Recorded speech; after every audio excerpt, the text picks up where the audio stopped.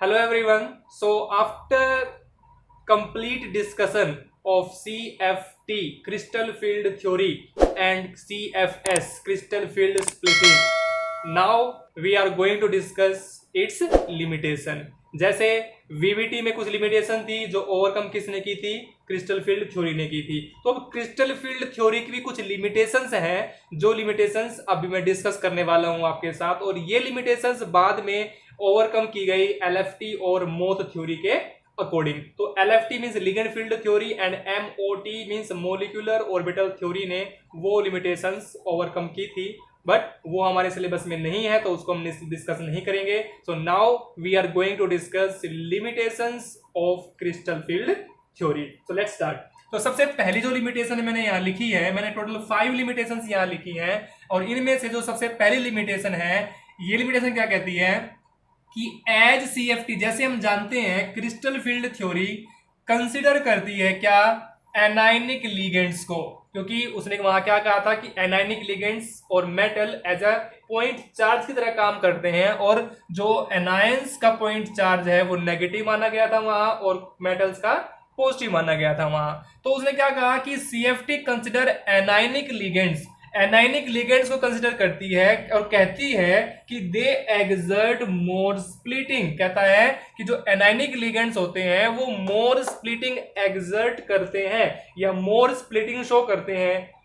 अब ध्यान से सुनना, अगर क्रिस्टल फील्ड थ्योरी के अकॉर्डिंग एनायनिक लिगेंड ज्यादा स्प्लिटिंग करते हैं, देन व्हाई ऑल एनायंस, ध्यान सुनना, ऑल एनायंस, या ये बोलूं anionic ligands are at the lower end of spectrochemical series. मैंने ट्रिक बताई है आपको लर्न करने की, आप उस स्पेक्ट्रोकेमिकल सीरीज में यहाँ पे जाके चेक करना, जितने भी एनायनिक लिगेंड्स हैं वो सारे वीक लिगेंड में रखे गए हैं या वीक फील्ड में रखे गए हैं, कोई भी एनायन स्ट्रॉन्ग फील्ड में नहीं है। अगर क्रिस्टल फील्ड स्प्लिटिंग ज्यादा होती है एनायनिक लिगेंड के कारण, then why they are placed at the lower end of spectrochemical series. तो स्पेक्ट्रोकेमिकल सीरीज के लोअर एंड पे क्यों है, स्ट्रॉन्ग फील्ड वाले एंड पे क्यों नहीं है। तो ये सबसे बड़ी लिमिटेशन है किसकी, क्रिस्टल फील्ड थ्योरी की।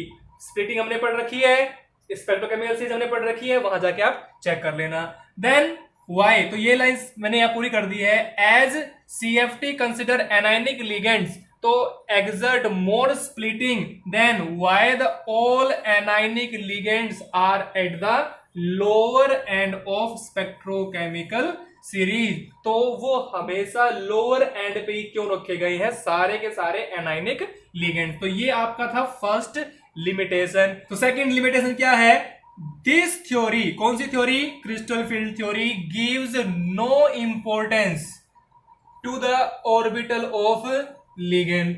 आपको पता है CFT ने मेटल और लिगेंड के बीच में कौन सा बॉन्ड कंसिडर किया था, प्योरली आयनिक बॉन्ड। अब आयनिक बॉन्ड बना है मेटल और लिगेंड के बीच में। हम मेटल के ऑर्बिटल की तो बार बार बात करते हैं कि मेटल डी ऑर्बिटल यूज होते हैं जो कि T2Z और EZ में टूट जाते हैं, बट पूरी थ्योरी के अंदर आपने कहीं भी लिगेंड के ऑर्बिटल के बारे में नहीं सुना होगा कि लिगेंड का कौन सा ऑर्बिटल यूज हुआ है। ठीक है, तो इस थ्योरी ने लिगेंड के ऑर्बिटल को कोई इंपॉर्टेंस नहीं दी। तो यही पॉइंट मैंने लिखा, this theory gives no importance to the orbitals of ligands. क्या लिगेंड के ऑर्बिटल यूज नहीं हुए, होते हैं, कौन से होते हैं वो बताऊंगा अभी। थर्ड पॉइंट क्या बनाया मैंने कि crystal field theory does not take into account the covalent character. जो CFT थ्योरी है, जैसे मैंने पहले कहा, CFT किस बॉन्ड को कंसिडर करती है, आयनिक बॉन्ड को। तो कोवलेंट कैरेक्टर के बारे में इसने नहीं बताया, बट आपको बता दूं, जब भी मेटल का बॉन्ड बनता है किसी भी कार्बोनिल ग्रुप के साथ, ध्यान से सुनना, जब भी किसी मेटल का बॉन्ड बनता है किसके साथ, कार्बोनिल के साथ, तो यहां पे सिग्मा बॉन्ड भी बनता है। क्या बनता है, सिग्मा बॉन्ड भी बनता है, और साथ में बता दूं कौन सा बॉन्ड, पाई बॉन्ड भी बनता है।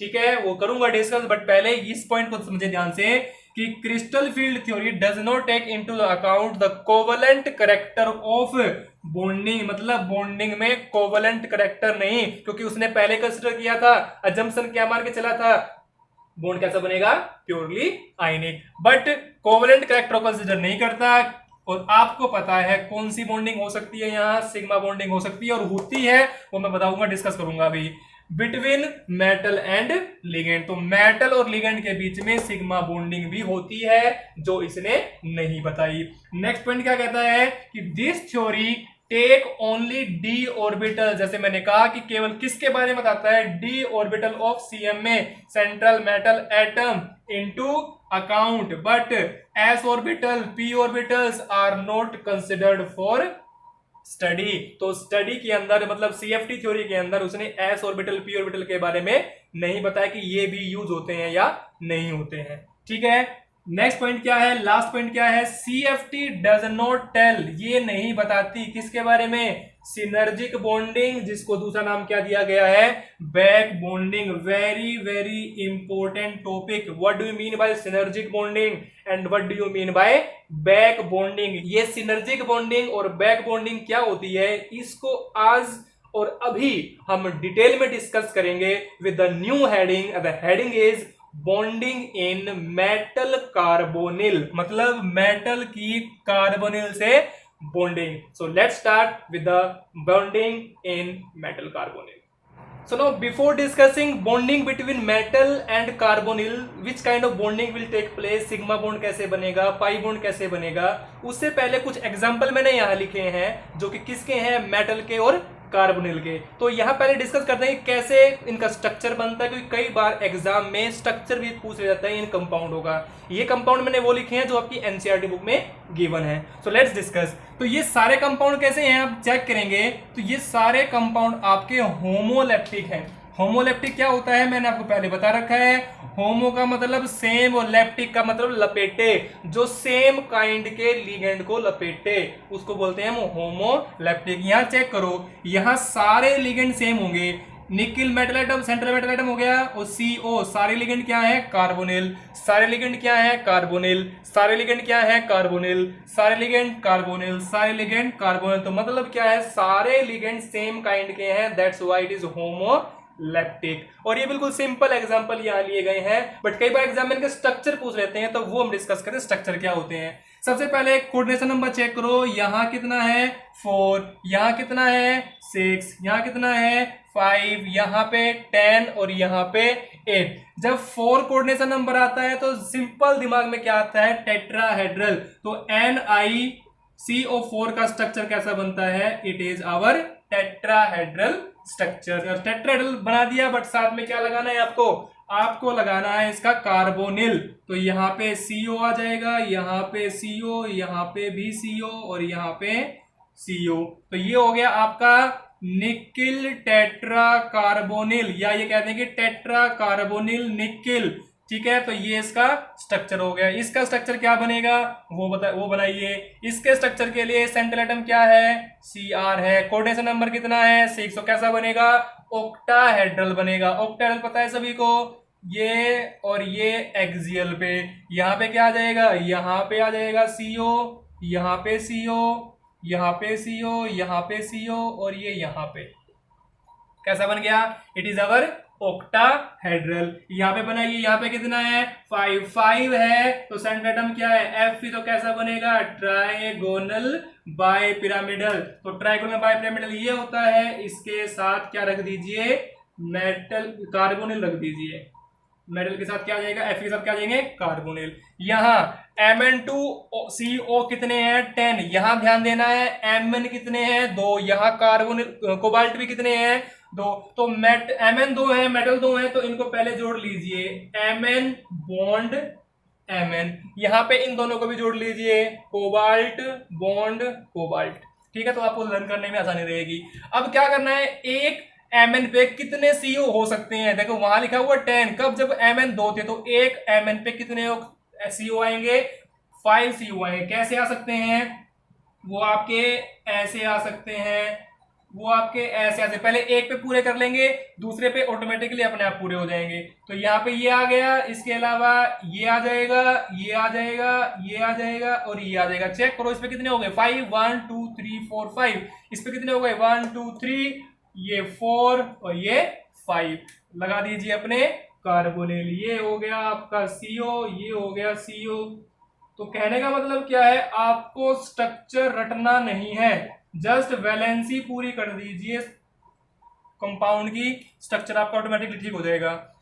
यहां चेक कीजिए, यहां एक कोबाल्ट पे कितने CO आएंगे 8 आएंगे। इस स्ट्रक्चर में एक चीज और याद रखनी है, वो क्या कि दोनों कोबाल्ट जो हैं वो आपस में एक ब्रिज बनाए हुए हैं, और वो ब्रिज किसका है, वो ब्रिज कार्बोनिल का ही है। मतलब दोनों कोबाल्ट, ये दोनों कोबाल्ट हैं, ध्यान देना ये दोनों कोबाल्ट हैं, ये कार्बोनिल है। तो ये दोनों कोबाल्ट ब्रिज बनाए हुए हैं, दोनों आपस में, एक ऊपर और एक नीचे।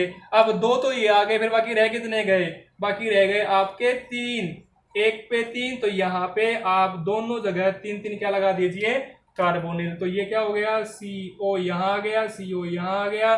तो हर जगह आप क्या पूरे कर दोगे कार्बोनिल। चेक करो स्ट्रक्चर क्या आपका बन गया है कि नहीं, क्या सभी की वैलेंसी में सारे एटम आ गए हैं कि नहीं।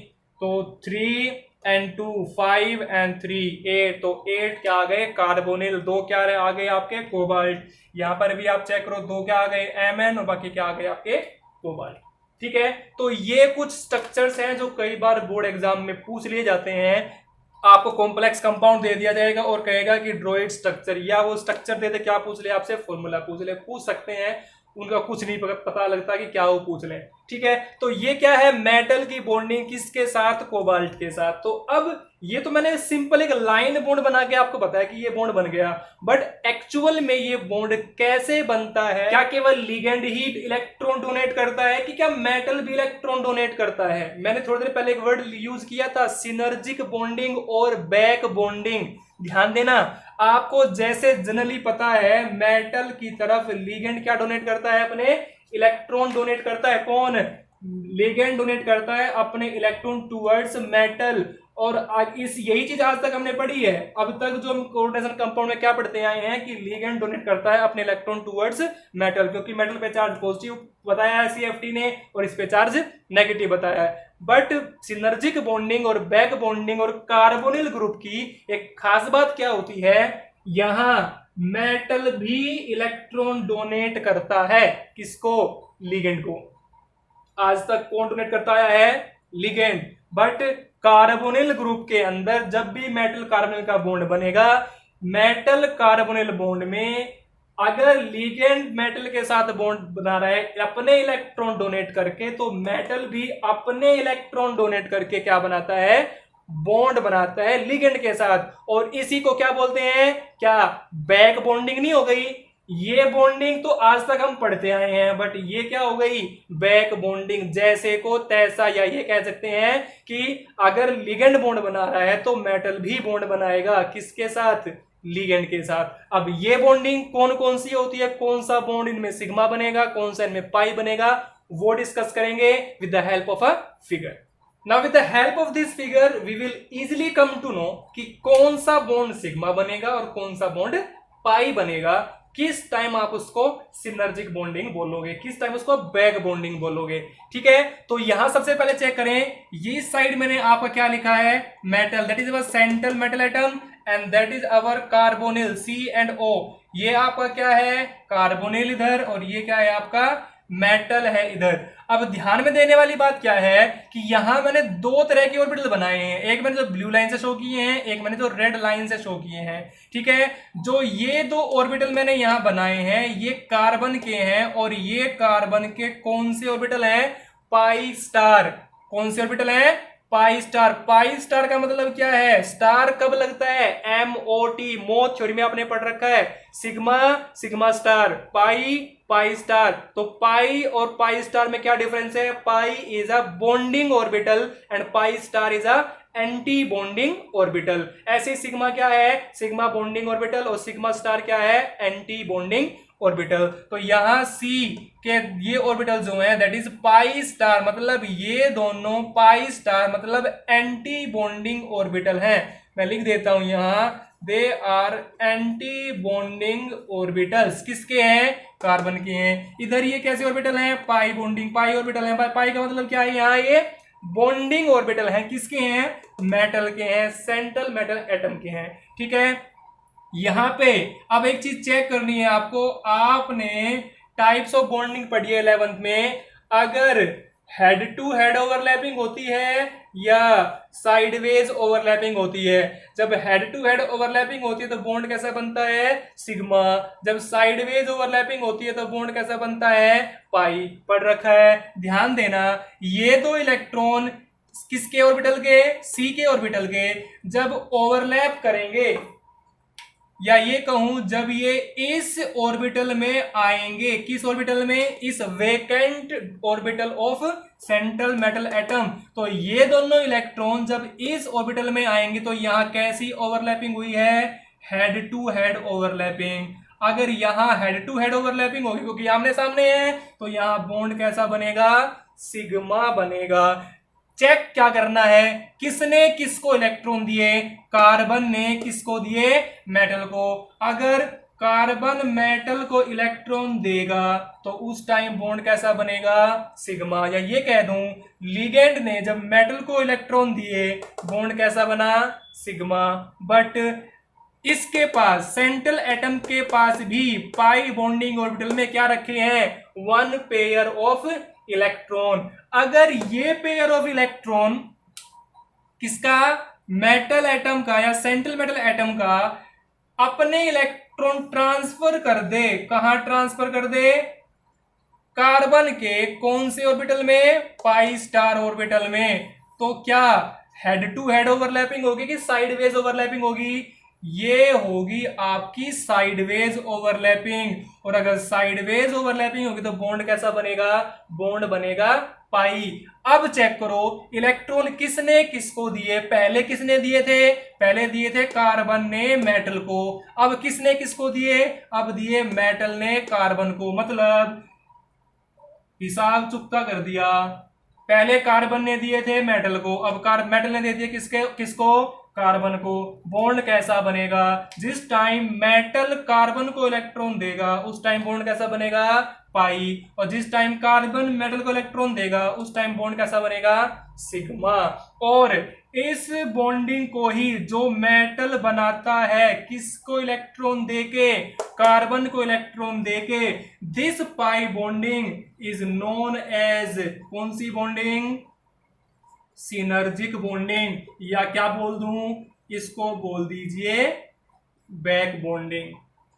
बात को समझ में आई? मैंने क्या बताया? मैंने ये बताया भाई लिगेंड से इलेक्ट्रॉन मेटल तक हर बार आते हैं, हर बार आज तक हम यही पढ़ते आए हैं। इस चैप्टर में, पूरे चैप्टर में यही पढ़ा कि ligand is donating it's electron, ligand is donating it's electron. But यहां इस केस में जब कार्बोनिल का केस आया तो इस केस में मेटल भी इलेक्ट्रॉन डोनेट करता है। किसकी तरफ? कार्बन की तरफ, कार्बोनिल की तरफ। और जब मेटल इलेक्ट्रॉन डोनेट करता है कार्बोनिल की तरफ तो कैसा बॉन्ड बनता है?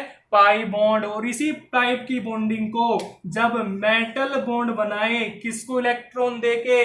कार्बन को इलेक्ट्रॉन देके, या लिगेंड को इलेक्ट्रॉन देके, या कार्बोनिल को इलेक्ट्रॉन देके, उसको क्या बोलेंगे हम?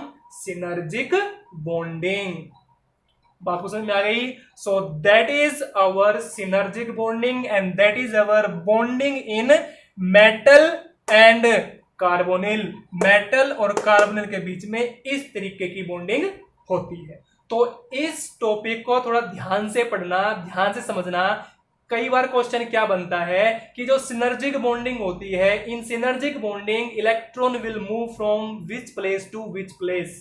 तो सिनर्जिक बॉन्डिंग में इलेक्ट्रॉन कहां से कहां ट्रांसफर होते हैं। या क्वेश्चन ये भी पूछा जा सकता है कि why metal carbonyl bonding is also called synergic bonding. इसको सिनर्जिक बॉन्डिंग भी क्यों कहते हैं? बात समझ में आ गई? या सिनर्जिक बॉन्डिंग को बैक बॉन्डिंग क्यों कहा जाता है?